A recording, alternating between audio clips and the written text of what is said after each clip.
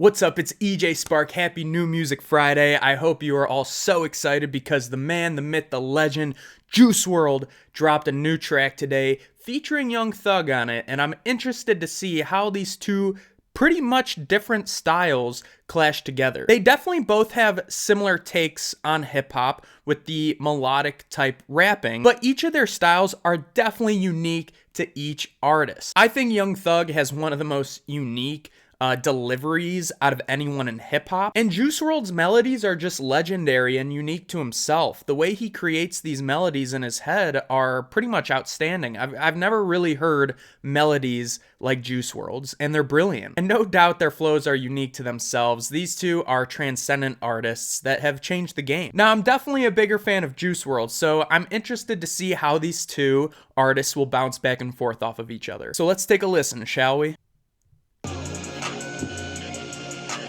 Gotta turn that beat up, that bass. I kind of like that bass. Wow. Right off the bat, really like that guitar. I'm pretty sure that's an electric guitar playing in the back. Little over compressed maybe? I don't know. I think it sounds pretty good though. It's produced by Pi'erre Bourne, so let's see how the mix carries out throughout the track, but I really love that chorus melody from Juice WRLD. I'm not surprised and I'm very pleased so far. So it looks like Juice WRLD and Young Thug have the little bit of the hook together, but it's more Juice WRLD, and then there's a post-chorus with Young Thug. Obviously, when I saw the cover of this, like, you could obviously tell this was going to be a tribute to the Bad Boy movie franchise with Will Smith and Martin Lawrence, and that's just what they say. Will Smith and Martin Lawrence, I'm a bad boy, went and got off my ass and got to the cash and got in my bag, boy. I like those lyrics. Please don't think it's sweet, I stay with the heat, even though I'm a sad boy. Juice WRLD, still keeping with that sad boy theme, which I love. I think he can relate to anyone when he keeps with that theme. And, you know, Young Thug's he's on his typical fun lyrical content. You know, I've been drinking Red Raz Boy. You know, that's fun. I think I like the lyrics and the hook better from Juice WRLD, but I actually really like that melody we get from Young Thug in the post-chorus. So let's keep it going.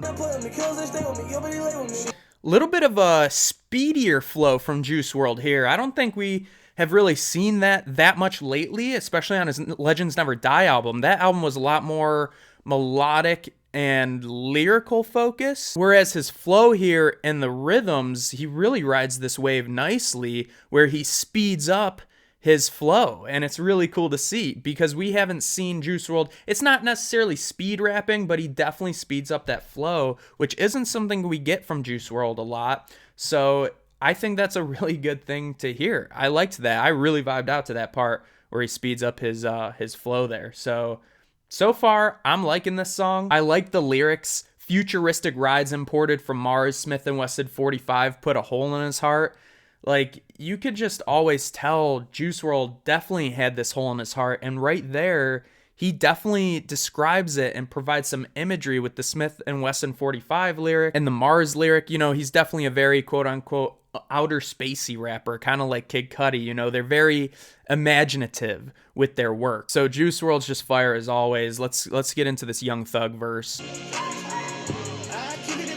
Is the skirt ad-lib becoming overplayed? I feel like I was really vibing out to that Young Thug verse, like the first half. I actually think he had a really nice flow there. I think he was standing out. I think he was going against Juice WRLD punch to punch in terms of flow.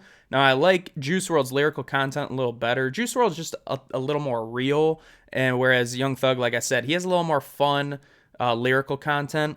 But I was really enjoying that flow until like that little break with the skirt, and the skirts in between each line. I don't know, it didn't like ruin the vibe of the song, but like I found myself going like, whoa, what happened here? Like it kind of broke me vibing out, I guess. It definitely felt like more of a distraction from like me riding the wave of the tune than like me surfing on the wave all the way through the tube, you know what I'm saying? Still, pretty good verse from Young Thug, but I still like that Juice WRLD verse better. I think Juice WRLD definitely outshined Young Thug here on the verses. Alright, so I still love that post-chorus from Young Thug. I think that post-chorus hook is fire. I think the hook is fire. So my overall thoughts for the song, I'm gonna have to listen to that beat back one more time. I think that's an electric guitar. It could be a modified synth or something like that, but it sounds like an electric guitar.